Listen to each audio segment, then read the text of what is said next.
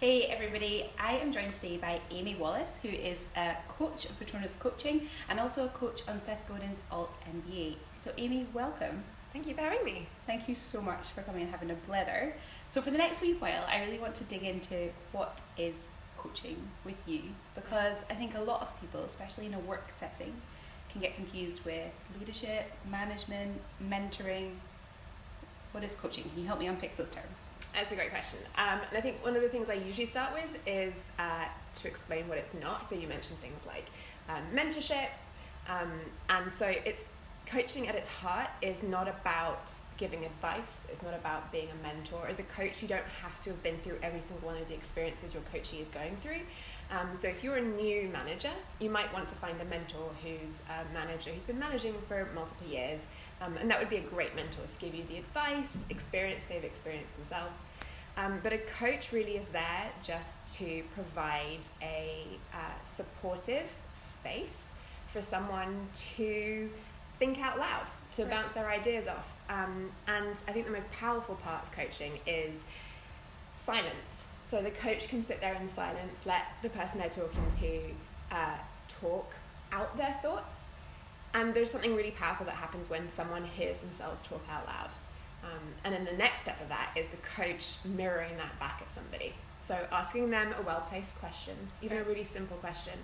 And then just reflecting. You said this just now. Did you realize you said this? What does it feel like? And so a lot of it is about hearing the words you say, understanding why you're thinking a particular way, and then having a coach to stand in partnership with you and help you understand those blockers that you might not even realize are there. So what kind of people come to you looking for coaching? What kind of state are those people in? What are they looking for? What's that first kind of raising the hand and asking for help? What does that look like?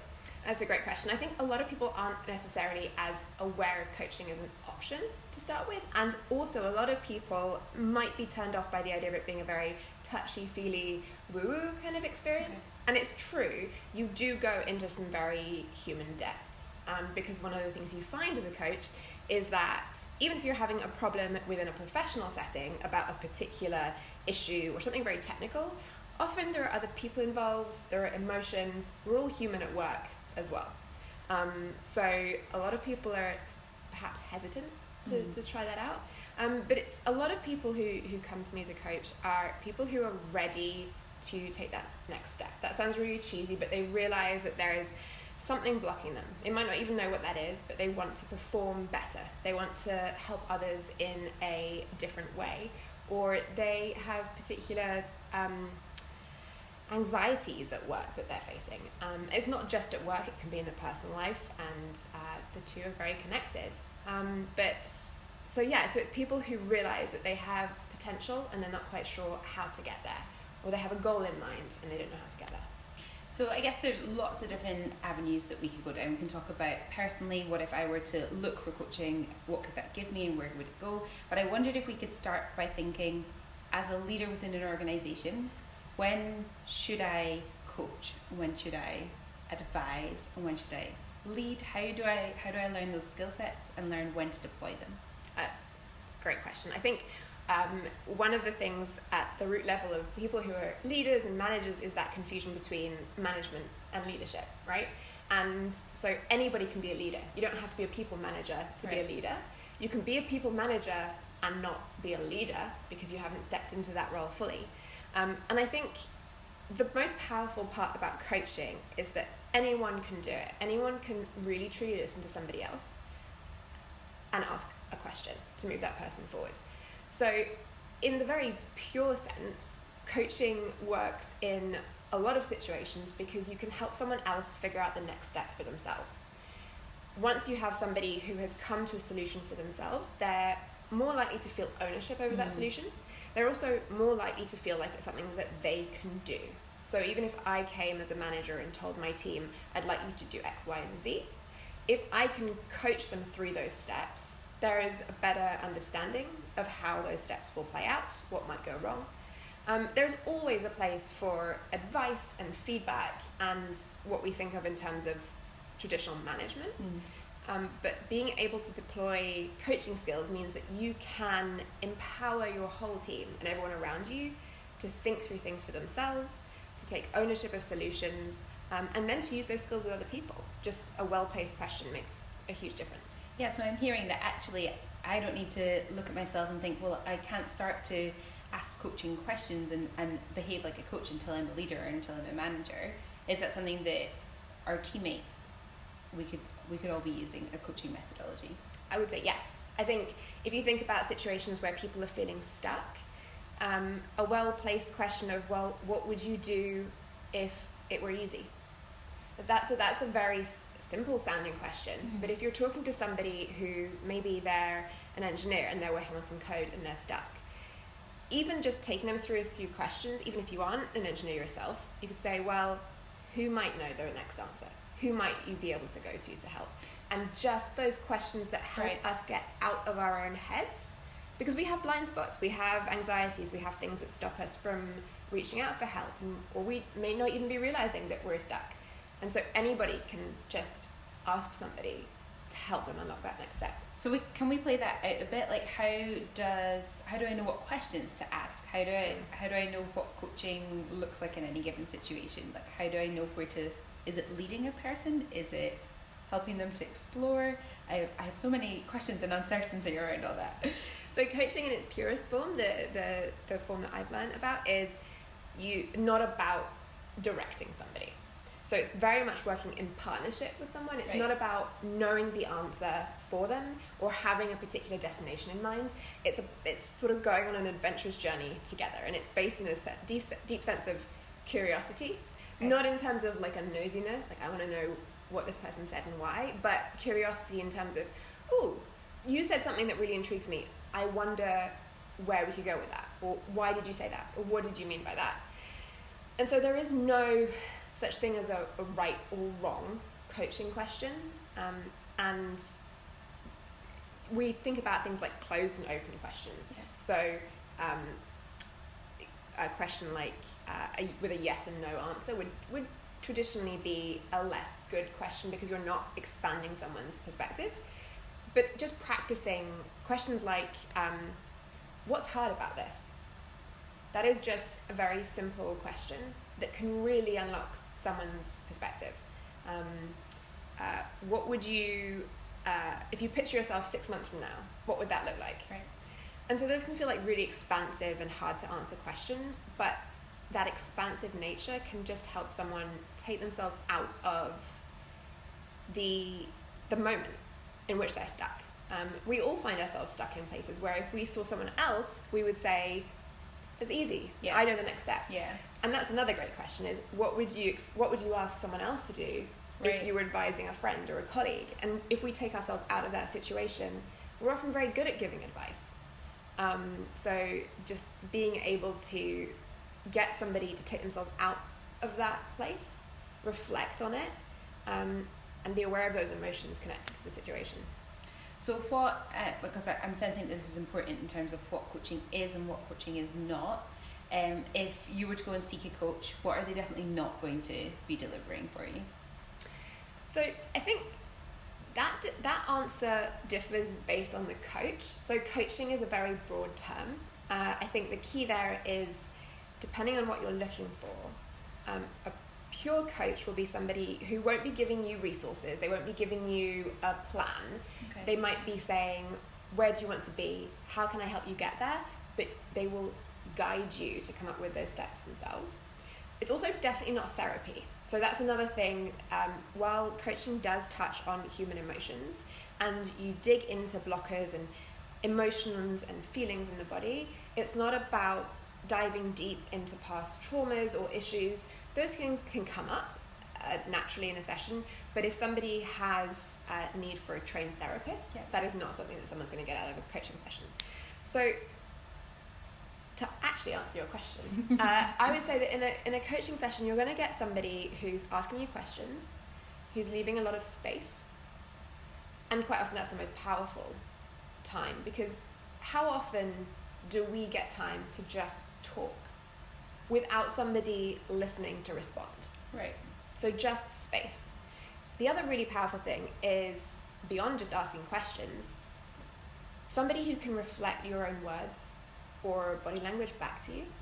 And I'm just laughing because we're both sitting. I know, sorry. With our legs crossed, which is why I'm having a bit of a giggle for everyone on the camera who can't see why I'm looking at our knees and laughing. But yeah, reflecting each other's body language. Yes.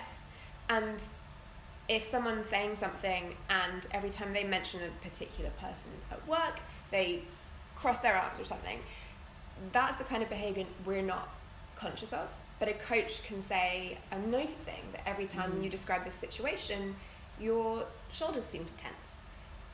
Those are things that we can't and don't notice ourselves.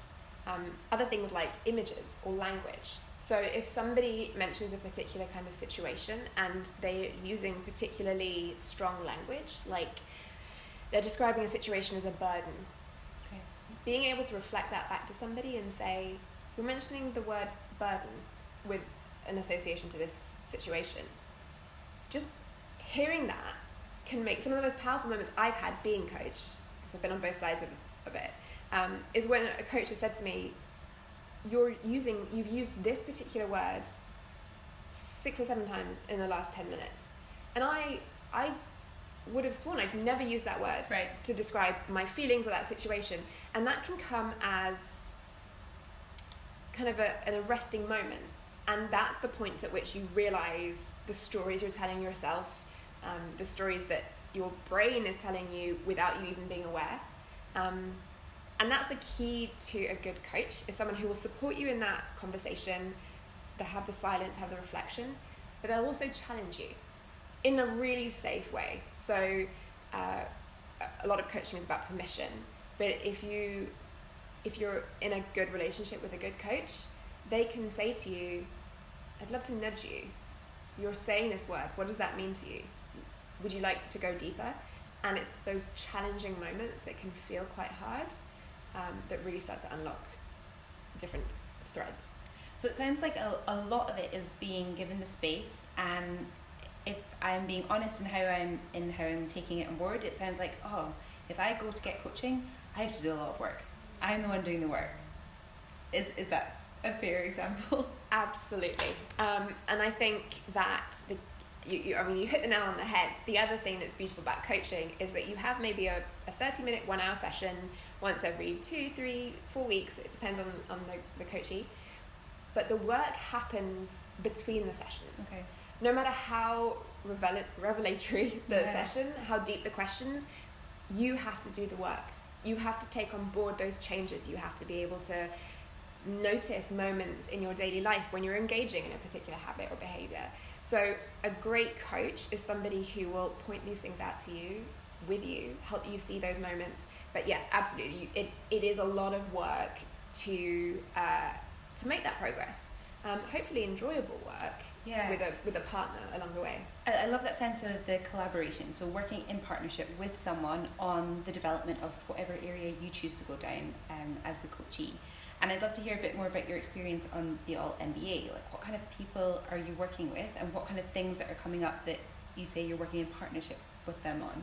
Do you see trends? Do you see things that repeat? Yes. A lot of people who are extremely driven, very smart, who've done incredible things. They've made huge progress in their careers. They're making real impact on large numbers of people. And yet, a lot of imposter syndrome. A lot of people dealing with the same sense that they're in a group of people and everyone else around them is so amazing, and what am I doing here? Or a lot of behavior driven by fear and ego, and that sense that, well, I'm not enough. I'm never enough. I'm never good enough. And there's something sort of deeply profound and human about the emotions that we experience in our home lives, in our work life. And one of the things that comes out most often in the work situation is perfectionism, because a lot of us really tie, and I can speak from personal experience here, tie our sense of value and worth as a person to our work. And as a perfectionist, for myself, it's, well, I've done this. What's next? What's better? What's more? And so that's a sense of these students we work with are incredible.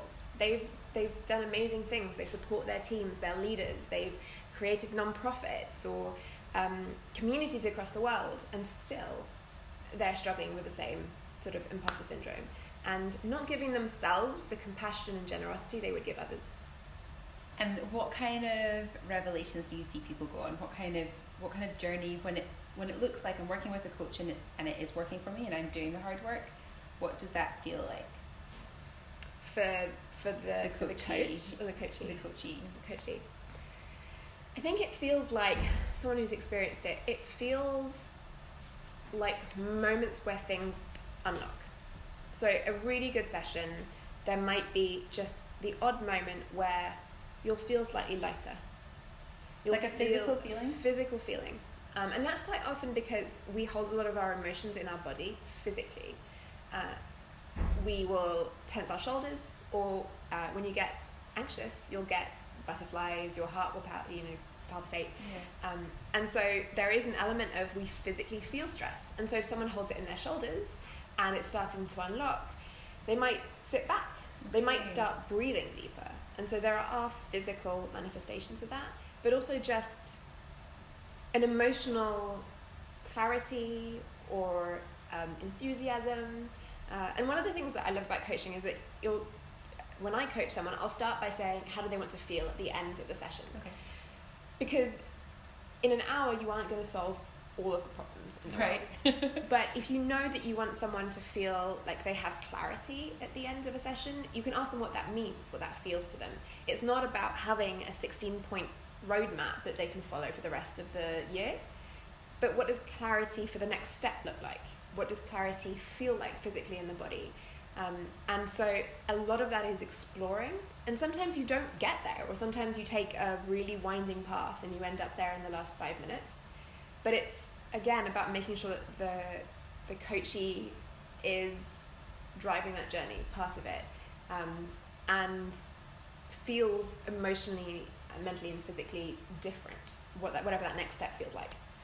I'm sensing that it's really incredible in terms of somebody might approach a coach initially thinking this other person will solve this problem for me. Mm-hmm.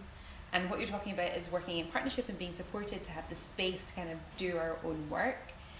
But I wonder, does that take a step further? And from your own experience, have you gone through coaching and then recognized you then using coaching with other people in your teams or in your life? Yes. So I was lucky enough to be coached, and the experience of it was so fantastic that I thought I want to be able to help others in this way, because at the heart of it, coaching is helping someone else, but you're helping them help themselves.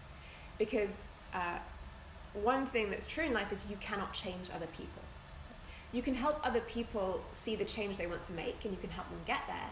But no matter how often you tell someone that you want them to do something differently, you cannot change them. And so the experience I had was having somebody in a completely open, non-judgmental space help me become the best person I could. I became addicted to that idea. So I try and coach as much as possible in coaching sessions, but at work, the moments when I remember to move out of the busyness of the day-to-day and ask questions to help someone else on my team move themselves forward, those moments just feel incredible, because I'm not telling them the answer, because quite often I don't know the answer. We're dealing with questions that aren't black and white or right and wrong. And quite often my team is the expert in the work they're doing. So how can I use those questions to help guide them or understand things better?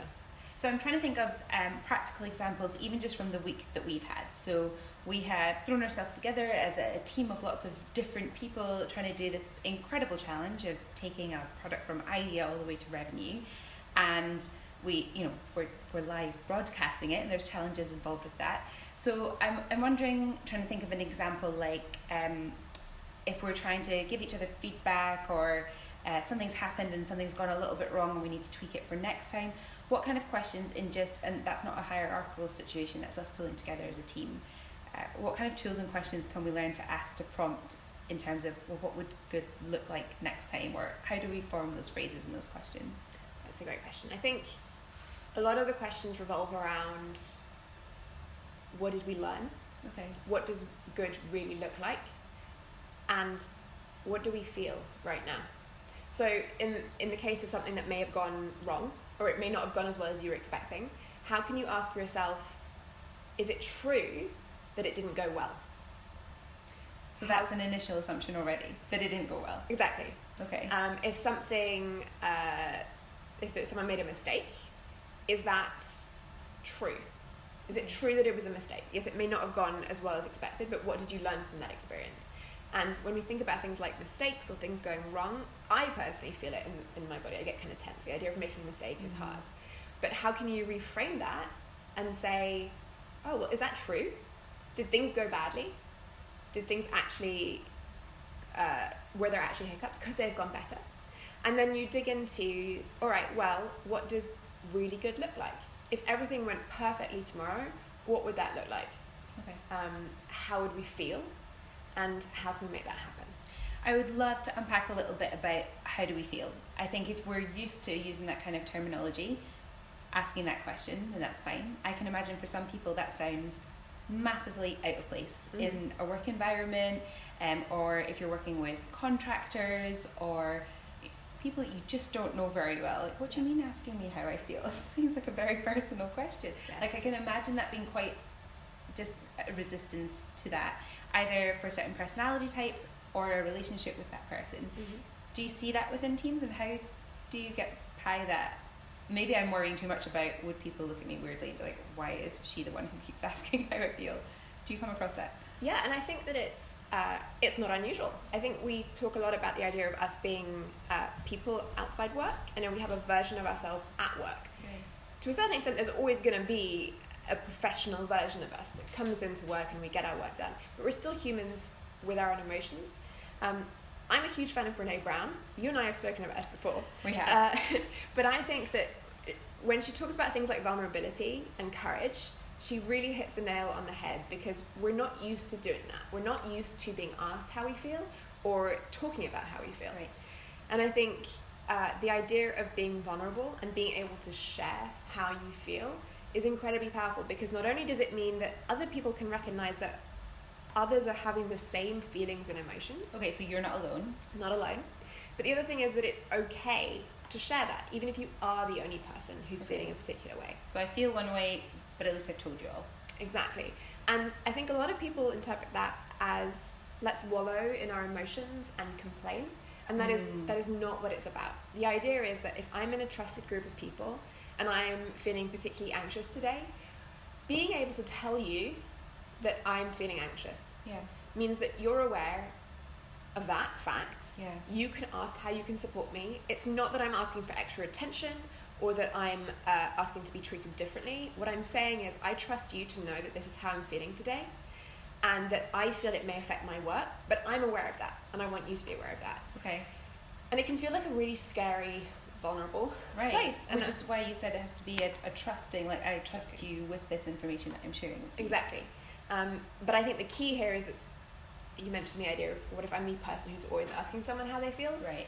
Someone has to take the first step. Someone has to be the first person to start talking about how they feel, or asking others how they feel.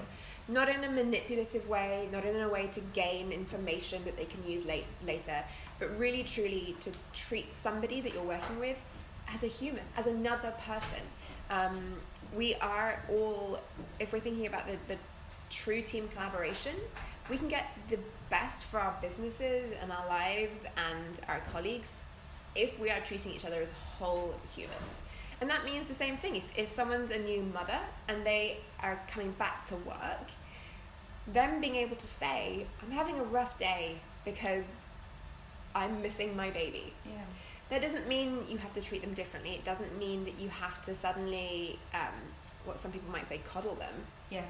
But imagine being in a space where your colleagues can be truly open and honest with you, and you can be truly open and honest with them, which means that if you need to take a 5-minute break to walk around the block, they know why, they understand, and they know you'll do the same for them next time. That sounds like an amazing picture that you paint, that we could get to that place. I definitely can see so many potential roadblocks of what if the whole team doesn't take this on board?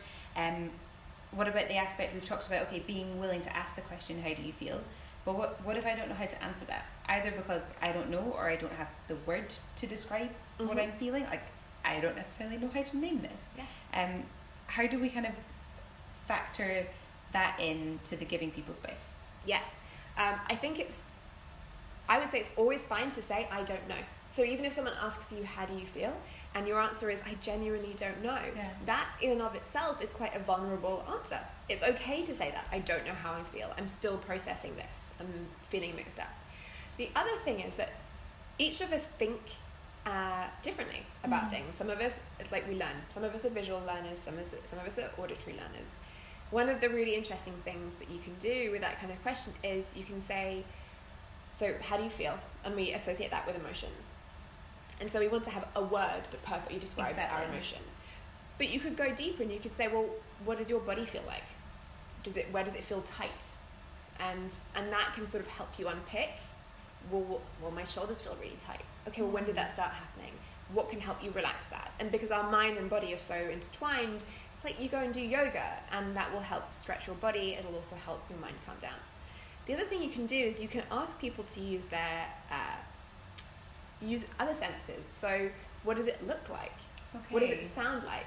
So some of the most interesting coaching sessions are where someone comes up with an image that you think, oh, wow, that's amazing. What does that look like? It could be, I'm imagining myself looking at a map on a table, or I'm imagining myself standing at the top of a cliff. Right.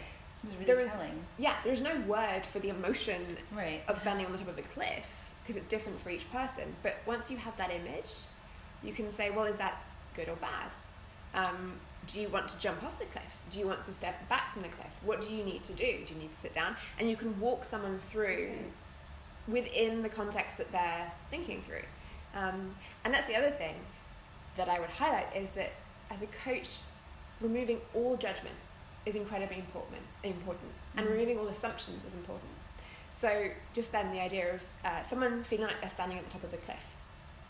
Everyone who thinks of that image will have their own version of whether that's good or bad. Can I tell you what I thought? Yeah, tell me. So I was like, oh my goodness, how exhilarating. Am I going to go flying? Right. My reaction is that is a deep sense of anxiety and fear. So that's a perfect example of why when you're coaching or asking questions, you should never assume anything. Yeah. You should never add a judgment about whether something is good or bad. What you can do is you can say, tell me more about that. So if you described standing on the top of a cliff, I would have to have set aside my own interpretation of that, and I would have said... Importantly, not thought that, because you're going to think that because it's your reaction. Exactly. But logging it. Yeah, just putting it aside and saying, oh, tell me more. What does that feel like? Not even saying, is that a good thing or a bad thing? Because then you're still prescribing a particular yes, no, good, bad. But just digging more into, well, what does that feel like? And then you might come out with words like exhilarating and exciting. Yeah. And then you can dig even further and say, well, what does exhilarating feel like? Okay. Because even the words we use have different connotations for each of us. So for some people, I'm trying to think of an example, the idea of, so even the word anxiety, that can most of the time carry a very negative connotation. But for some people, if you say, I'm anxious to get going, or I'm feeling anxious, there is a drive. Get go. Yeah. A positive element to that. So putting aside your own interpretations of everything, treating yourself as a coach or someone asking questions like a blank slate, and just truly being in the moment. It's very meditative. It's like when you're meditating and you're breathing in and out, you just keep coming back to the breath. As someone asking someone coaching questions, you just keep coming back to where you are in the conversation. If there's a moment where you think, oh, that would have been a really interesting question to ask, and that path is gone. That's not where you need to go in that moment. You stay in the moment with the person you're working with, and that helps you but go with them to the best place. So I'm really interested to see it in practical terms. If I am, as a leader, hitting up against, often I'm feeling frustrated or I'm feeling challenged, what other types of behaviours might be my trigger point for starting to look for a coach? I think that realisation is huge. I think the other thing is that as a leader, especially, everyone in an organization has a huge responsibility and power to influence others around them. So we tend to think of managers or leaders or people higher up in the hierarchy as having the most influence. By virtue of their status, they do have a broader remit and weight for the words they use, but everyone at every level has the impact on the people they're working with. So as a leader, I would say that if you're in any way feeling stuck or frustrated or challenged, reach out to a coach and see how you enjoy that experience of being asked. Not least because then it'll help you help others. But no matter how experienced you are, no matter how many times you've grown teams, all of us face those human challenges, those emotions, the ups and downs that mean that at any stage in your career, you could benefit from having a coach ask you questions, reflect things back to you, see how you can improve for yourself and for your team. Do you think that a coach is something that you would use on a kind of short-term basis and then I'd have sorted that thing and off I go? Or is it something that you would stick to long-term? I think it depends entirely on what you're looking for, particularly from a coach. I think most will do, say, a 6-month block or something, and they'll work with you on it will start with a particular issue, and it might branch out to being other things, or uncover this particular issue that's underneath the rest. I think it depends entirely. I mean, some executive coaches work with execs on an ongoing basis, and the benefit there is that if you think about someone who's in a high-level position in the company, they don't often have the sounding boards that they need. Right. So the higher up you go, the less people that you're able to share that with. Yes, you can, and it can feel quite isolating because you are in charge of a lot of people. There aren't that many people around you. You're managing a huge organization, a number of people, and so you don't have the same sounding board. People often feel reluctant, or at least they feel different about providing feedback to somebody who's higher up in an organization.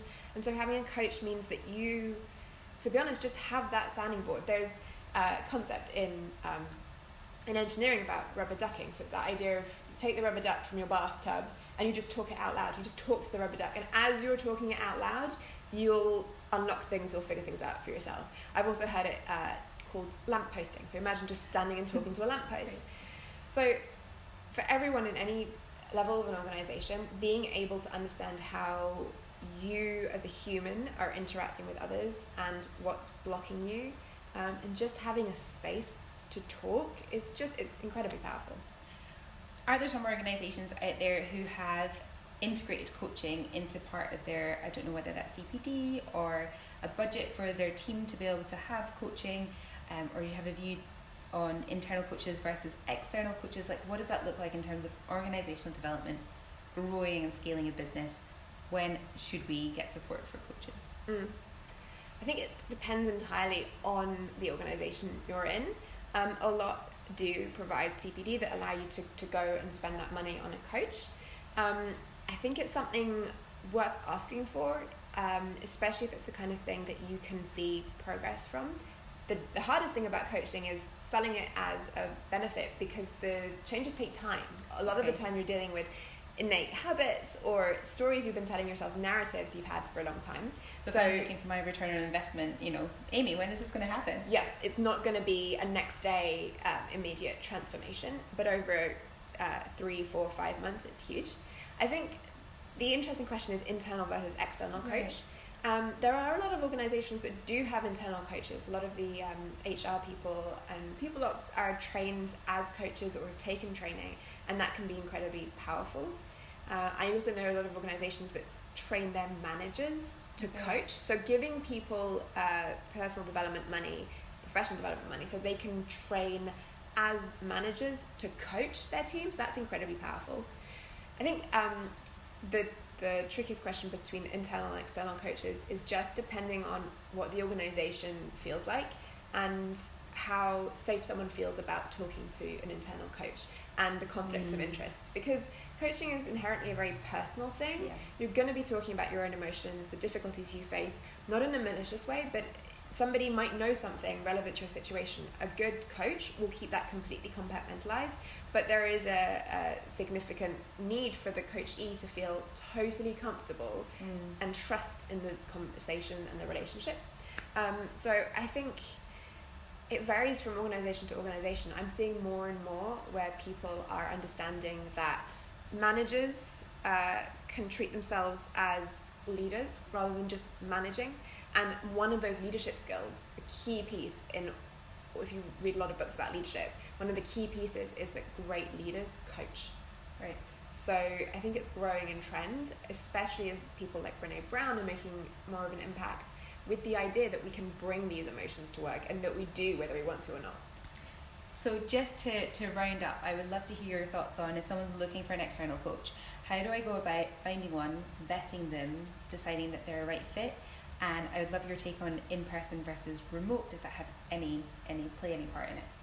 So there are a lot of different schools of training of coaching. So it's worth Googling, to be honest, and seeing what kind of coach resonates with you, what kind of coaching. The ICF, which is the International Coaching Federation, is a worldwide accreditation. You can go onto the ICF website and find a coach near you. And that's a way to know that those coaches have been through certain accreditations with the ICF, certain training, and that they are accredited to a certain level and that they abide by the ICF boundaries, guidelines, and rules of ethics. So that's one way to check in on that. The other thing is Google coaching in your local area. People are taking out coaching. There are some amazing coaches out there. The key is finding someone you're comfortable with. Okay. I might not be the right coach for a particular person, but I may be for another person. And a lot of coaches will offer an intro session, or they'll say, we'll do one, we'll get to know each other, see how I can help you, and then you can go from there. So it's not about a personality click, but it's about building that sense of trust and relationship on an ongoing basis. In terms of person to person or over Zoom, I think it depends on what you as a person feel comfortable with. Okay. As a coach, I've had as much success doing it face to face as over Zoom. Right. You can build that connection over video. I've even done it on Zoom without video, so just audio. Okay. You can, if you have the right coach, they can sense a lot just from the voice, Right. from the silence, from some people are silent when normally they're chatty, and you can pick that up, or vice versa. And so a good coach will be able to pick those moments out, even over voice. So it's entirely, I think, a preference thing, whether you want to go and meet someone in an office or in a cafe, or entirely up to the person who's looking for the coaching to understand what will make them feel most comfortable and get the most out of the session. That's great. Thank you so much. I feel like we covered a lot. We talked about what coaching is, what coaching isn't. We went for a wander down, do I as a leader or a manager advise, coach or a mentor? And then definitely what was really beneficial for me there was hearing what benefit can a coach bring to me, and that the fact that me as an individual, I'm the one doing the work. Yes. Coaches just help, which is fantastic. So thank you so much. That's Amy Wallace from Patronus Coaching, and I really appreciate it. Thank you, Lizzie.